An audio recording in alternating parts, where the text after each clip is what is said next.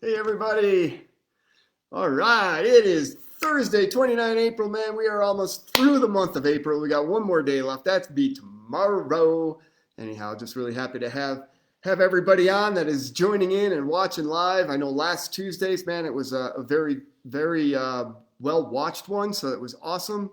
Again, I wish for everybody to get something out of these that I'm doing, and hopefully you're finding them of value. Let me go ahead and share this as well, and we'll get going here as people start coming on. There it is. We'll get this rocking and rolling. There we go.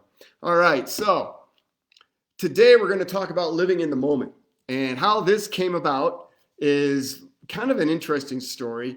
Uh, Lately, people have been reaching out to interview me on their different webcasts. I've done 4 of these now, and I think the last 2 or 3 months. And the one today I really loved. I mean, they've all been great. Don't get me wrong, but Lauren Harris asked some really, really great questions, and I was trying to live stream that on my feed, and he has it protected. So if you went there, you weren't able to see it, I guess. Unfortunately, if I go to my own Facebook page, I can see it, but I guess nobody else outside of me could actually see it. So I'm so disappointed because it was really, really a great interview. We spent a lot of time talking about the book, and then we moved into our business. And but Lauren was asking questions in a way that a lot of people have never asked me before. And so it really got my own thinking going. And one of those centered around my ejection. If you've read my book, I talk about it in here. If you're not familiar, I was an F-16 fighter pilot. When I was in Korea back in 1990, I had an ejection. Basically, the engine quit and I had to get out of my airplane. And so he was asking me questions about that.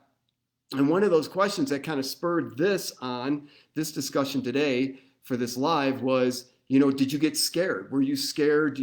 How was your thought process in that process of knowing you're going to have to get out of this airplane? You're going to have to eject. And I told him, I said, I never once was scared. At that time, I wasn't. I was just going methodically through the process. And then I said, I was so in the moment. And I'm like, wow, I never really thought about that experience before and relating it to being in the moment.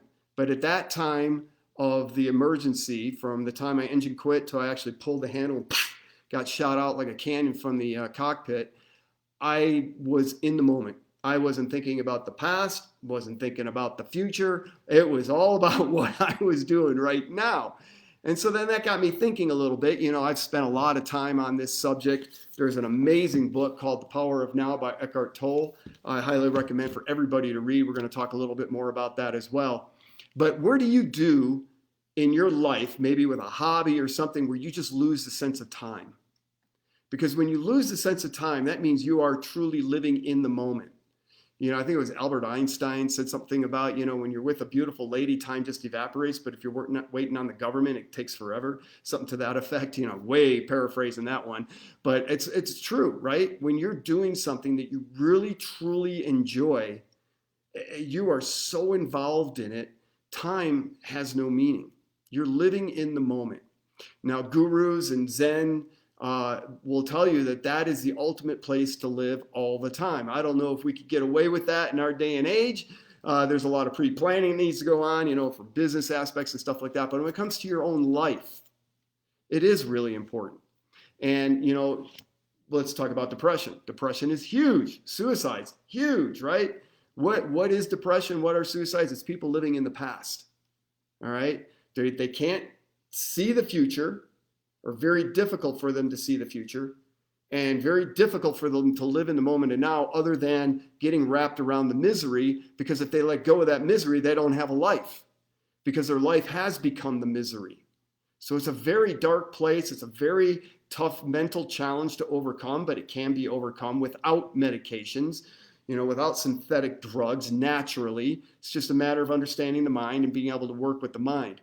But some people are really, really way deep in it. I will share with you one of the places, and one of the first time I really thought about it was skiing. And my wife and I were in a discussion, this was probably like 5 years ago, and I said, hey, when you're skiing, you are in the moment of now. All right, you're not thinking about anything else. You're thinking about the next turn, you're looking at the train ahead of you, and you're enjoying everything that the experience is giving you. That's living in the now. So what kind of hobbies do you do? I know Dr. Young out there plays the guitar. I like to play the guitar I do it just for my own enjoyment. But when I'm doing it, I lose track of time. Literally, 2 hours could pass, and I'm like, holy cow! I'll look at the clock, and I'm like, oh my, can't believe all that time went by. So what do you do?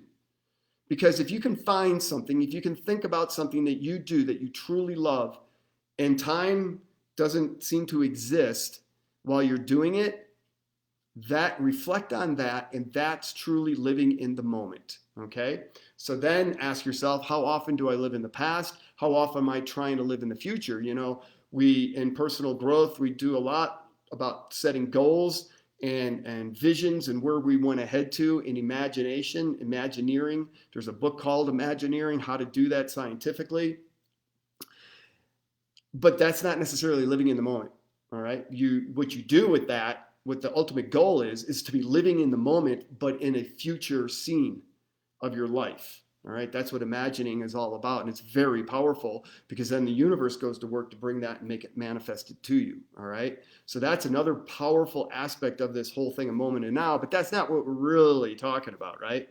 Let me ask you this. Do you ever find yourself asking why? Like, why me? Why is this happening? Why is this going? I broke my knee. Why me? Right? I mean, it's really easy to fall into those types of mental frame or mental perspective about what's going on in your life. But it's very detrimental because as soon as you ask that why, guess where your mind goes? To the past. You've just exited the moment of now. All right?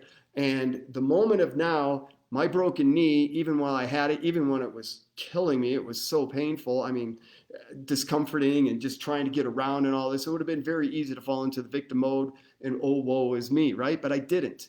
I made sure I was aware, right? Awareness, chapter 16 in this book, aware of if I do that, I'm going to set myself for the blues. All right? I'm going to get myself into a little bit of a depression. And that's not going to serve me. So I maintained living in the moment of now by finding little victories in everything that I was doing. And it worked. And I was able to keep myself upbeat. My business didn't skip a beat. And so it was awesome, right? Have you ever, oh, this is a good one. Here's another one. Well, before I get to that, let me ask you this. Okay, so we all store time differently. And what the heck is he talking about storing time? Time is a 24-hour clock. Heck no. That is not what time is, all right? That's what we're programmed. Thousands of years of programming from the rising and the setting of the sun has taught us how to imagine time. But that is not what time is, all right? That's why when you're with a loved one, time passes very quickly, and you're in a government office, it drags on forever, right? Because it's relative. It's not a 24-hour clock. That's what we use to manage our lives, but that's not what time is. And how we store time, how we see time internally from an internal perspective is pretty different for most people. So here's a little check of that, and I'm going to show you something. I'm going to demonstrate something to you to kind of prove the point. It's going to be a little bit more difficult because we don't have a whole group here, right? If you do this in a room of a couple hundred people or 50 people even, you're going to see hands getting pointed in all different directions. So I'm going to ask you a question, and as soon as you hear the question, just sitting where you are, whether you're watching it live or replay, and then if you would like to share the way you pointed, do so. Hi, Marie, good to see you. If you want to, share where you pointed in the comments. And that way, even though we're not in a big room together, we can kind of all be a part of this, all right? So here's the question. As soon as I ask the question, I want you to immediately point, all right? So, I would like you to point to your past. Now, which way did you point? Some people will point up. Some people actually, first time I ever did this, I pointed forward, believe it or not. My past was in front of me. Most people will probably point behind them. Some people will point out to the side of them. Some people even point down to the floor. So which way did you point? If you were to point to your past, where do you point? And then the next question is, now point to your future. I have had people say, I can't point. That's totally living in the past. If your future's up there, okay, that's the way you're storing your timeline. It could be anywhere. It could be behind you as well. But the majority of people are probably going to say it's out in front of them. All right. But if it's not, that's totally okay. Because what we can do is we can recontextualize that timeline and make the future in the front of you and make the past behind you. All right. That's getting into a little bit more NLP. Why am I explaining all this? Because if you can't see the future, you're where are you headed, right? You're basically walking around blindly. If your past is out in front of you, you're living your past over and over and over again. So what we want to do is find a way to have you living in the moment of now. We store timelines differently, right? So if you got forward, present out in front of you, or the future, out in front of you, and the past behind you, then you're in the middle of that is your moment of now, right? But what if I take that timeline and I put that up out in front of you, almost like a ruler, right? Now imagine that ruler out in front of you, and you've got your past and you got your future, right? So now you can see your entire timeline out in front of you. We can even take that timeline and then put it on the floor and stand on top of it. It's very, very empowering, all right? And we utilize and we use time stored like that in different situations, like at work. Having this so you can plan your work schedule is probably a good place to do it. This probably wouldn't be so great in the bedroom while you're having sex, right? Okay, here, we're going to start here, we're going to end there, right? No, you want to be living in the moment and now, right? The timeline's passing right through you. So that's just kind of, a very quick discussion to try to help you start understanding about time. I have in my book on Discovering Your Authentic Truth, and it's my personal story chapter. I don't even know what chapter this is offhand. It's chapter 15 of Discovering Your Authentic Truth. And I'm talking about my ejection story, right? That's how this whole thing got started. Oh, good, Marie. Good to see that. Okay, so what is time?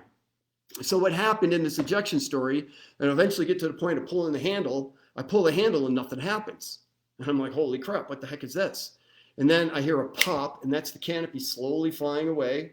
The charge is blowing the canopy, basically, and I can see it slowly flying away. I feel this gentle breeze on my face, and I got myself bent over. I'm not going to go into the whole story. But I start to see this fire and smoke all over my feet, and I remember saying to myself, oh my God, my feet are going to burn up. And then I get the kick in the pants, about 30, 40 G's in the pants. I describe it in the book as if I bent over and Hulk Hogan hit me with a 2x4 in the butt, right? I mean, it was pretty significant. But all that happened from the time I pulled the handle till I got that kick in the pants was less than a tenth of a second.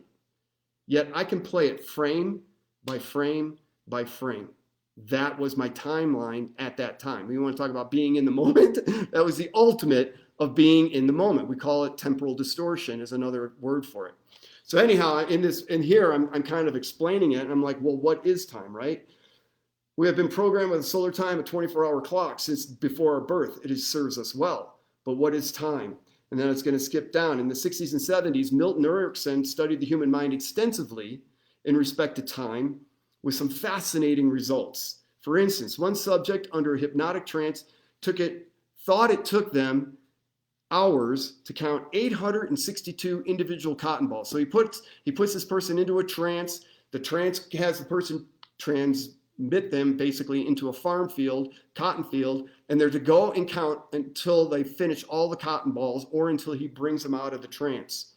The person literally counted 862 individual cotton balls. And then he brings them out of the trance. And the person said, and then he asks, how long were you in there for? How long were you at the field counting the cotton balls? And the person says, well, I was in there for a couple hours. And Milton Erickson tells him, no, you're only in there for about 3 seconds. Whoa, what is time, right? What is time? It is very, very interesting when you start to understand how all this works within our minds and why we sometimes are unaware of things that are going on around us, right?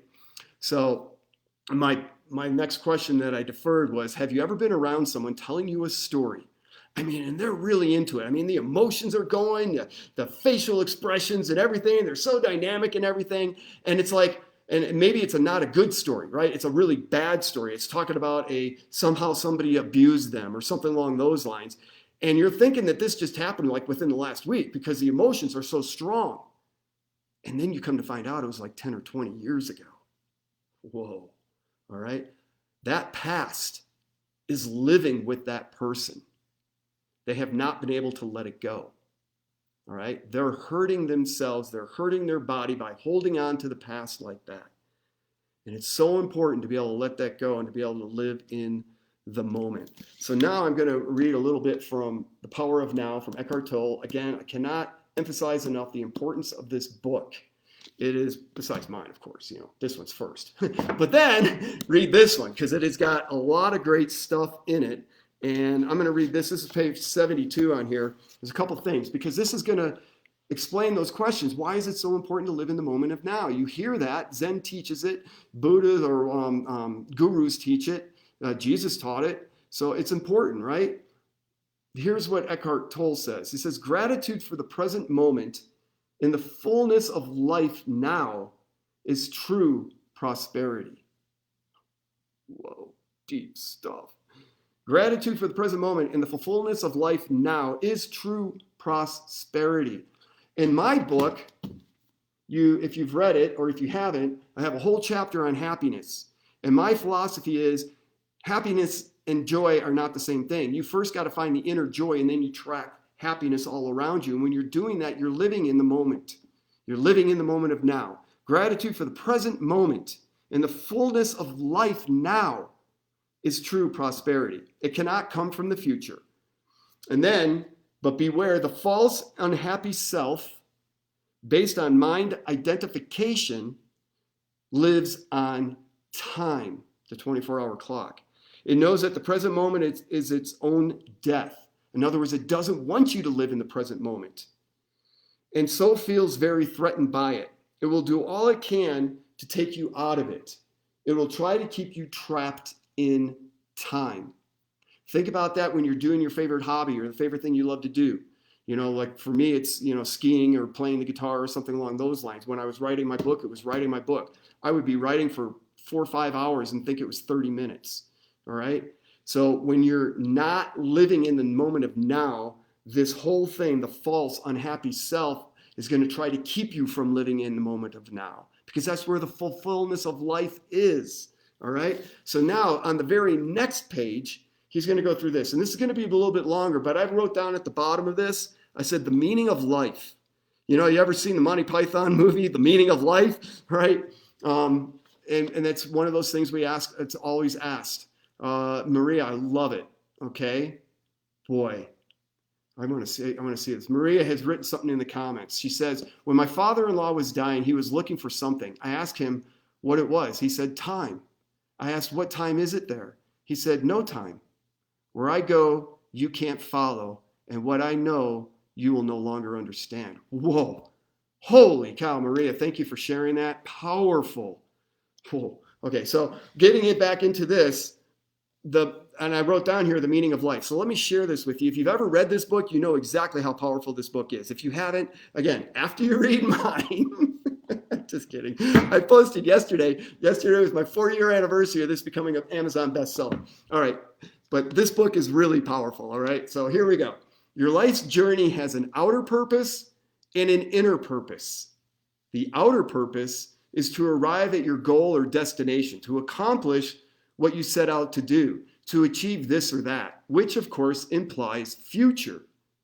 But if your destination or the steps you are going to take in the future take up so much of your attention that they become more important to you than the step you are taking right now, then you completely miss the journey's inner purpose. Wow. Which has nothing to do with where you are going or what you are doing. I'm going to pause there for a second. Have you ever thought back of a past memory and go, man, things were so simple then, or, maybe with a loved one? I was kind of thinking about this myself today as I was thinking about this topic.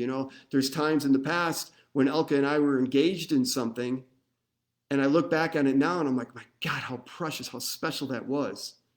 And maybe I missed the moment of now in that moment because it holds such a dear, special memory for me, right? Each moment that you're living, make it that special memory, okay? Let me go on. But everything, I stopped in the middle of a sentence, sorry. which has nothing to do with where you are going or what you are doing, but everything to do with how.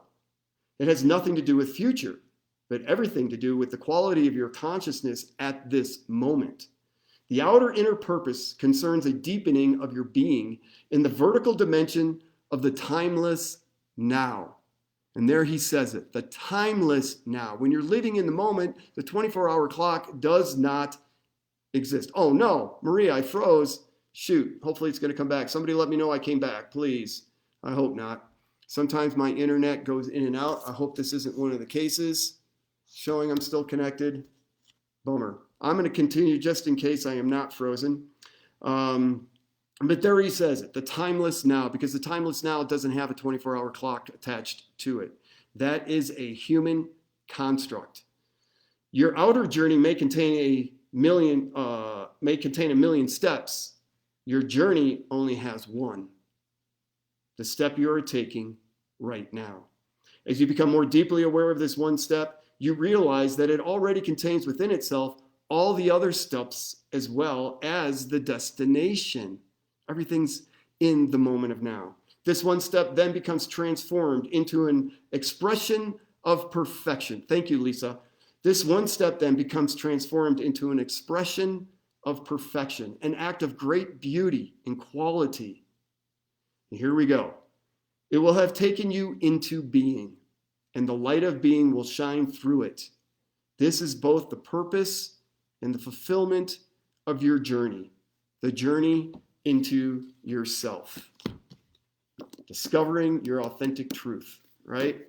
It's beautiful. The book is powerful. I encourage you to do what you can to live in the moment of now. If you have no idea what I've just been talking about for the last 20 minutes, God bless you. And it's totally cool. All right.